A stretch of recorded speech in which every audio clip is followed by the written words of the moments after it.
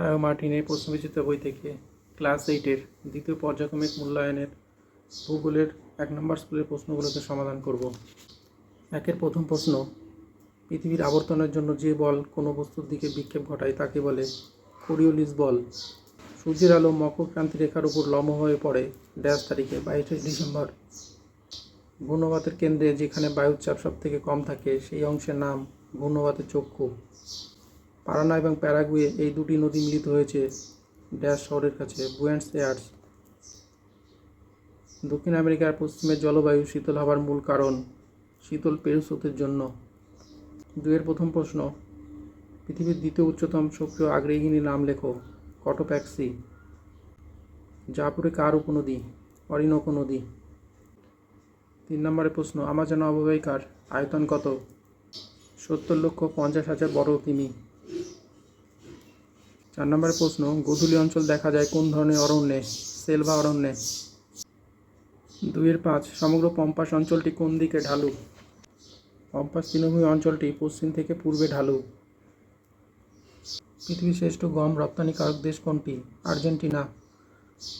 সবচেয়ে বেশি উঁচু আকাশের মেঘের গড় নিম্নতম উচ্চতা কত? 20,000 ফুট।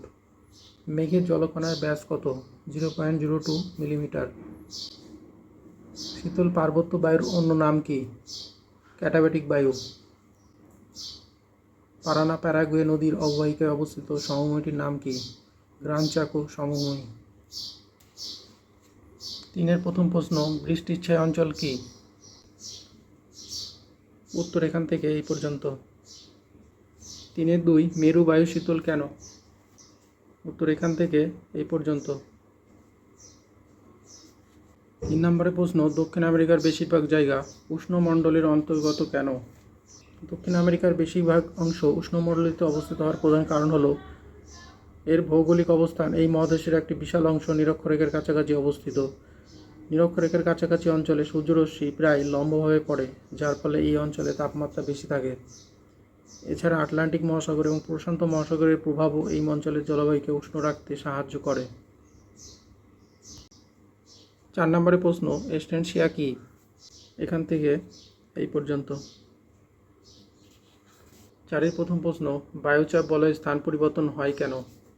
উত্তরটা এখান থেকে এই পর্যন্ত। 4-এর দ্বিতীয় প্রশ্ন, নাতিশীতোষ্ণ ঘূর্ণবাত সৃষ্টির কারণ কি? মেরু অঞ্চল থেকে আসা শীতল বাতাস এবং উষ্ণ অঞ্চল থেকে আসা উষ্ণ বাতাস যখন মিলিত হয় তখন একটি সীমান্ত তৈরি হয়। এই সীমান্ত বরাবর উষ্ণ বাতাস উপরে উঠে যায় এবং ঘূর্ণবাতের সৃষ্টি করে। পৃথিবীর ঘূর্ণনের কারণে বায়ু প্রবাহের দিক পরিবর্তিত হয়, যাকে কোরিওলিস প্রভাব বলে। এই প্রভাবের কারণে বাতাস সোজা পথে না গিয়ে বেঁকে যায় এবং ঘূর্ণবাতের আকার ধারণ করে।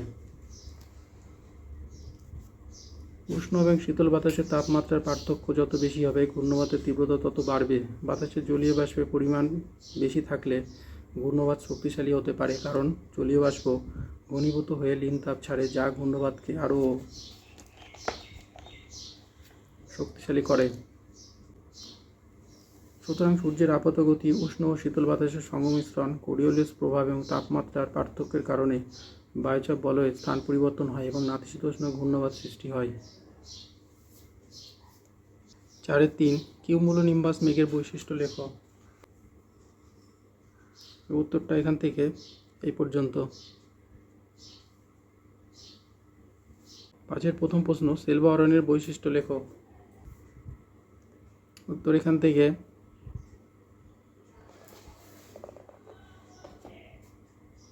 এই পর্যন্ত। 5-এর দ্বিতীয় প্রশ্ন, দক্ষিণ আমেরিকার জলবায়ুতে অক্ষাংশগত প্রভাব কতখানি? উত্তরটা এখান থেকে।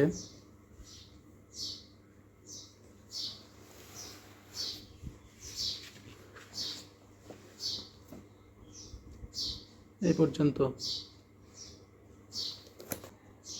পম্পাসের কৃষিকাজ সম্পর্কে কি জানো? উত্তর এখান থেকে।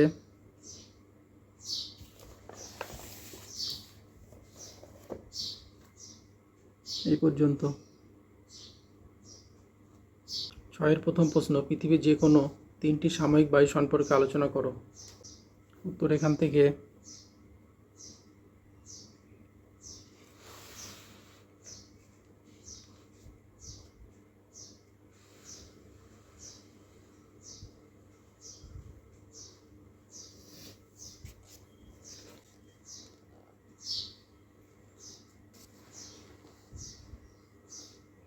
এই পর্যন্ত। 6 দ্বিতীয় প্রশ্ন, চিত্রসহ পরিচলন ও ঘূর্ণবাদ বৃষ্টিপাত সম্পর্কে আলোচনা করো। দেখো পরিচলন বৃষ্টিপাত, চিত্র,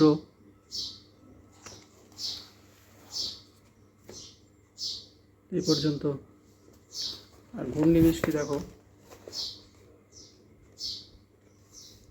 এখান থেকে চিত্র দেওয়া আছে, দেখো ক্রান্তীয় ঘূর্ণিবৃষ্টি, এটা হচ্ছে নাতিশীতোষ্ণ ঘূর্ণিবৃষ্টি, এই পর্যন্ত। 7 প্রথম প্রশ্ন, দক্ষিণ আমেরিকার পম্পাস অঞ্চলের ভূপ্রকৃতি, নদ নদী, জলবায়ু এবং স্বাভাবিক উদ্ভিদ সম্পর্কে আলোচনা করো। পম্পাস অঞ্চলের ভূপ্রকৃতি, পম্পাস অঞ্চলের নদ নদী, পম্পাস অঞ্চলের জলবায়ু,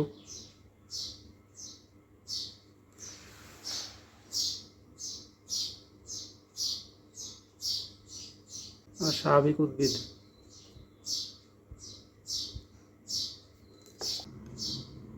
7 দ্বিতীয় প্রশ্ন, দক্ষিণ আমেরিকার পশ্চিমে পার্বত্য অঞ্চলের ভূপ্রকৃতি এবং পম্পাস সমভূমির বৈশিষ্ট্য লেখো। উত্তর দেখো এখান থেকে,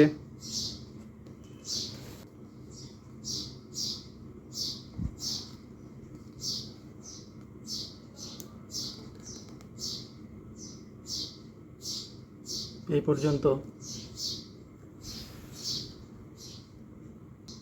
পম্পাস সমভূমির বৈশিষ্ট্য, উত্তর এখান থেকে,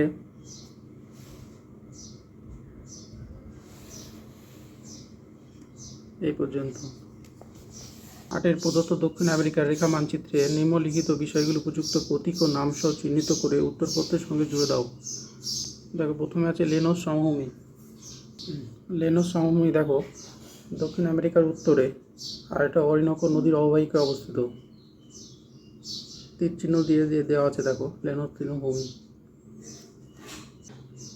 কলোরাডো নদী, দেখো কলোরাডো নদী, নদীটা এখান থেকে গিয়ে দেখো দক্ষিণ আটলান্টিক মহাসাগরে পড়েছে। এর হচ্ছে প্রবাহ পথ এইদিকে।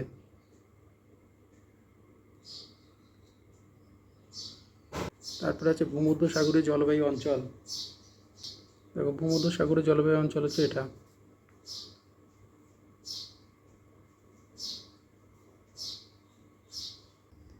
তারপরে আছে ব্রাসিলিয়া।